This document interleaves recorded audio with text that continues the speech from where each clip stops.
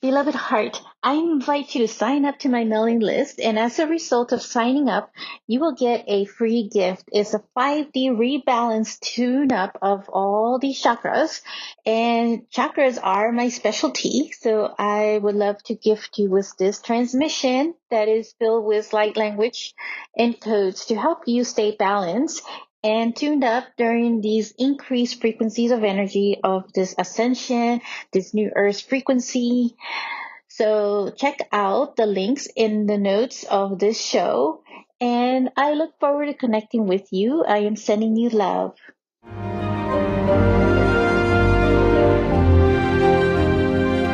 Hello, beloved heart. Welcome back to another episode of my podcast. So, this one is all about overgiving.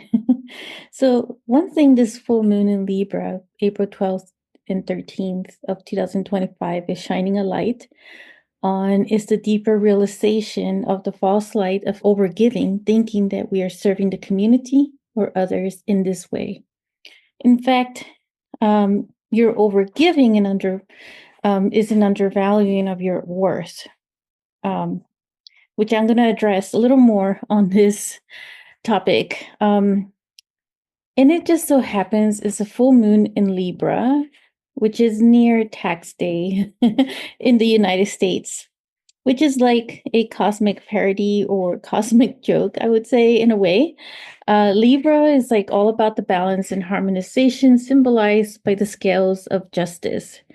There is a lot of injustice and a lot of imbalance occurring now that it is being revealed in different ways. At least that is how I am perceiving it, right? With that comes a rage of the injustice in the system and the imbalance of it as well. And for the purpose of this episode, let's focus on the aspect of overgiving. Overgiving of your time, energy, money, etc., which is a huge imbalance as well. Time and energy equals health. Health is wealth. And I also want to provide some guidance to support on overcoming this toxic pattern that has been around for a while, especially for so many star season light workers out there. So the spiritual community is the one that gets hit with the most because of this old toxic pattern that has been lingers around individuals in the collective subconscious, saying to be spiritual means to be free, which is often interpreted as overgiving. And we think we are helping by doing this, but we're not.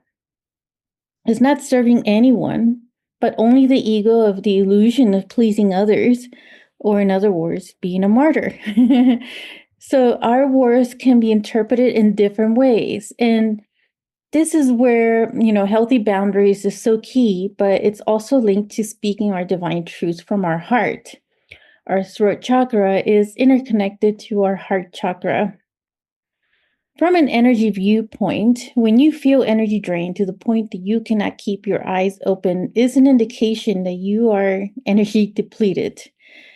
And can you continue to force yourself to keep giving when you're at this point? Is it overgiving?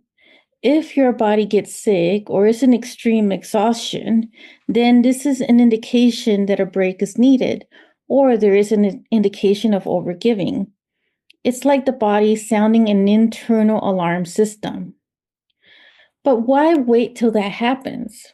Why not take care of it now and be proactive where you're giving more of yourself, which includes your time and energy? When we get to this stage, it also creates a mental breakdown or anxiety attack.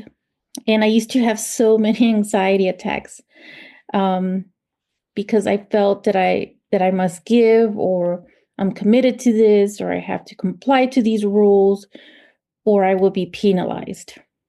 Words that the ego kept swirling in my head nonstop. So what keeps me grounded now from this, is the continuous tapping within my own heart and staying focused in the heart space as well. So it's bringing both that of the mind and the heart together in the heart as a hub. So much societal pressures and financial structures designed for this very reason. Many of us are tired of this game, and it is time for a change that is in favor of humanity, which is us. And I've spoken my viewpoint on this in different episodes on this podcast. Since the last solar eclipse of March 2025, things are even more clear on how to approach and address these matters in a different way. Our awareness sees these patterns coming up more evidently. It's like coming out of a long dream of illusions. So let's get real. Until we can get an actual financial system or world where if everything is free, then I can see the worth of the spiritual community being always free. It's a disservice to be living like this, right? I can understand if you're already have like an overflowing amount of financial means, resources, or you have billions of dollars and you want to do this as charity work. So, can you give money to charity if you have no money coming in? And I also get it if you're a member of a nonprofit organization and you're able to volunteer your time and energy for it. But the key word in that is able. Again, time and energy do have worth and value. The value is based on what you put on it. But if you let others keep stepping on you like a doormat or infringing on your boundaries, then you're telling the universe that you're not worthy of your own health or abundance. So when you're starting out in a business that is so purpose-based, let's look at this scenario because it's key to what we're talking about here. I feel there's so much confusion on this in the spiritual world. And I can attest this was me for so many years. Overgiving while breaking your bank, spending on items for your private or group sessions, including gasoline to get to a location. And I want to break this down and get real with you on this. And as the phrase goes, I'm addressing the elephant in the room. I don't know where this phrase started, but basically what I mean is let's address an uncomfortable topic. So there is a lot of twisted ideas of getting paid in the spiritual community or New Age movement, whatever you want to refer to it. However, I never really care for this New Age label on all of this because a lot of the revelations that we see now have always been ancient wisdom for me, and what we're seeing now is just a resurfacing for our remembrance. So let's start with understanding your worth. Your time and energy has value. Ask yourself this question. Do you consider yourself worthy of receiving? Or do you feel guilty when someone gives you or gives to you? In other words, something. So for many years ago, right? Many years ago, this was me. I felt so guilty to receive even when it's a simple thank you from someone. I didn't realize how much I was hurting myself with time and energy and other financial means of getting into debt. It took a lot for me to confront this in me and come to realization of addressing it, especially when first launching my business. That is my sole purpose business. So here were the common themes that I kept getting from my false ego that wanted to keep me small. I feel bad if I charge this amount. If it's spiritual, it must be a super low cost or free because, serving the community and so forth. And then, what would happen is that I would, reflection would come back to some of the people who would be showing up during that time that I had started launching my business. So that was also an indication of what was happening with, internally within myself. And there was so much I could do on my own when it came to clearing this energy or these patterns within myself.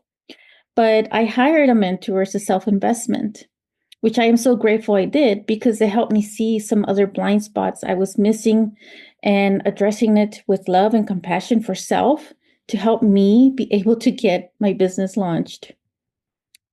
And I'm remembering In one instance, one of my mentors saying that when she first started her business a long time ago, she charged very little with the same mindset as me to be low.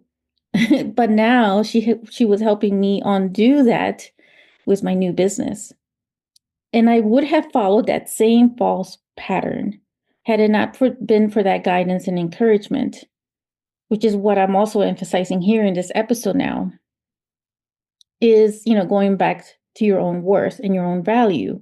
Until we can get a better financial system, I say don't be afraid to ask for an exchange of service like money, especially if you have to consider your business operational, which includes your home, your heater, your air conditioning, or paying a mortgage or rent, paying for electricity, paying for gasoline to get items for your sessions or retreats. And how about the energy and effort to do one of these programs, etc.? And unfortunately, though, my mortgage company will not accept apples in exchange for not giving them money, like in a barter system, or me approaching them to give them a light language transmission in exchange for not paying for the mortgage. So, unfortunately, that's not the way it's set up right now. But anything is possible, right? When it comes to abundance and your mortgage goes away altogether. But I will be careful with this fine line of delusional on this. So just be discerning with yourself on this too. Yes, we still live in an infrastructure that requires a form of currency for payment for the things that we have. So it is an exchange of goods and services. That's the way we were taught in business school. And things are vastly changing in the financial system and going through this huge makeover now. And it is scary, right? And I'm not going to sugarcoat it. I have so much compassion for those who are losing their jobs all of a sudden. And I hope you're also holding them with compassion too. Unfortunately, we will have to wait out until we can get better financial systems in place that is for the greater good of all of us. And I am coming from a direct and real approach here. Money is energy, and it is a tool for means.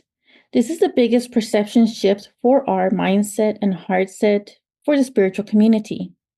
We, as light workers, starseed, or galactic beings, have been collectively engraved with an old toxic pattern that money is corrupt and the root cause of all evil. And it is stronger, I would say, in some of us. And I feel it's been very engraved in me because of the different lifetimes I had being programmed with this. So I had to undo many different layers and intertwined layers with my family ancestry lineage, which has been the most challenging. And I still continuously do maintenance work on myself with this too. And as we up level to grow into more of our embodiment of our wealth and abundance, a new toxic pattern layer may resurface even stronger. Unlock your limitless potential with the monthly Multiversal Circle of Creation. This sacred quantum manifestation ritual will awaken your inner power and connect you to the successful versions of yourself across the multiverse.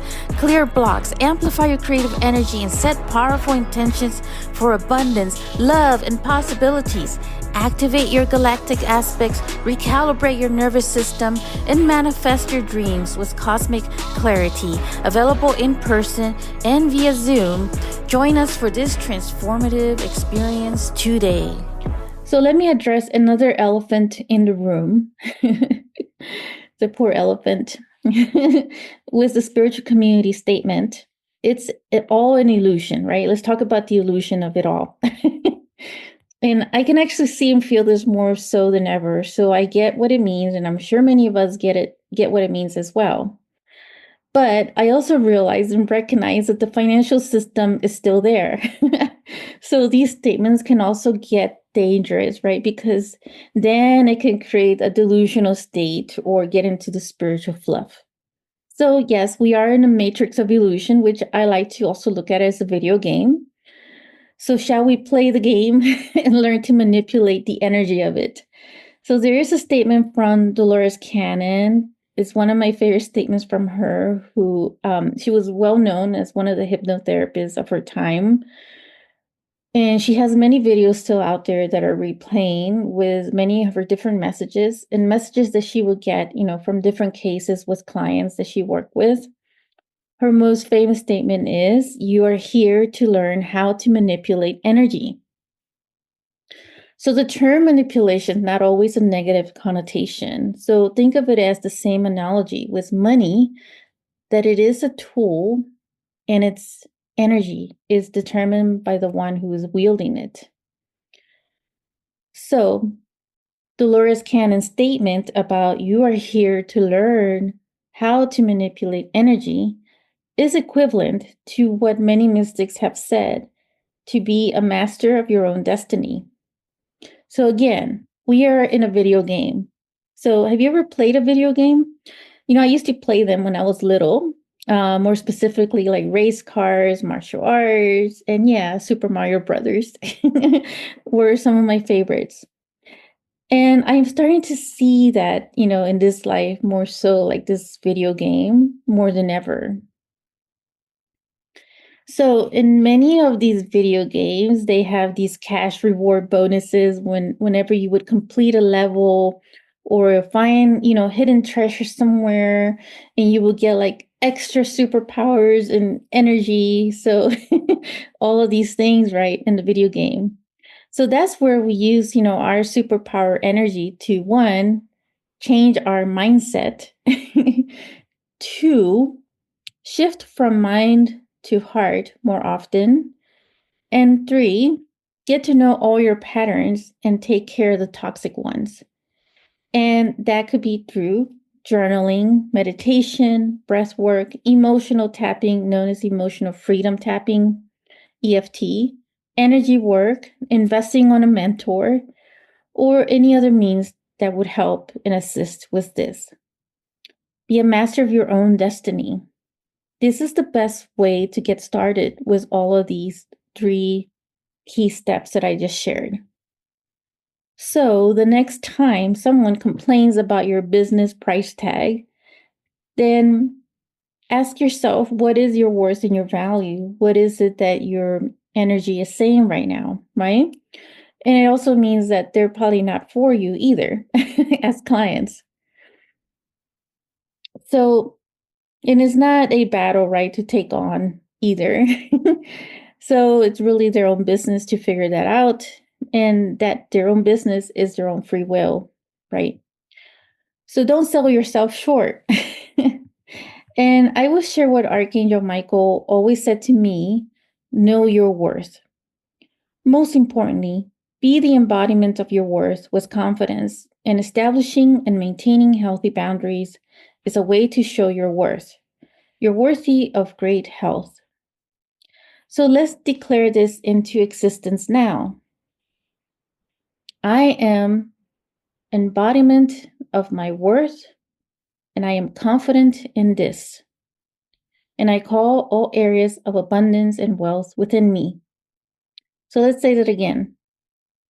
I am embodiment of my worth, and I am confident in this. And I call all areas of abundance and wealth within me. And one last time. I am embodiment of my worth, and I am confident in this, and I call all areas of abundance and wealth within me. So if money is energy and a tool, why not also embody it? It is an embodiment of money in whatever form it presents itself in a moment. In the laws of the universe, it says, giving and receiving, this is the yin-yang of the energy we hold within and the energy of the universe. In other words, this is a fair exchange of energy, or in other words, a balance of energies. When I see so many talented spiritual leaders giving more than receiving in exchange, I feel there is an imbalance and a disservice. And I used to be like this way before, I even like started my business, which is why I really had to like clear up a lot in me. And it's been like a work in progress, So if others want to judge me for charging a certain price, then honestly, it's really not for them. So just, be aware of the areas, right? And this is where I self-reflect also on that work in progress of that value and that worth as well. And, I had given so much of me my whole life to the point that I sacrificed myself. And I am now taking a different approach in this way. So, which is a reason why I want to share with you as well. So don't fall into the trap of overgiving and just be aware. So here are some key takeaways to conclude this episode. Investment in self is key. I have invested so much of myself to be at this stage, which includes time and energy and willingness to clean up a lot of toxic patterns in myself and also pay mentors and physical, spiritual guides to get me to this stage as well.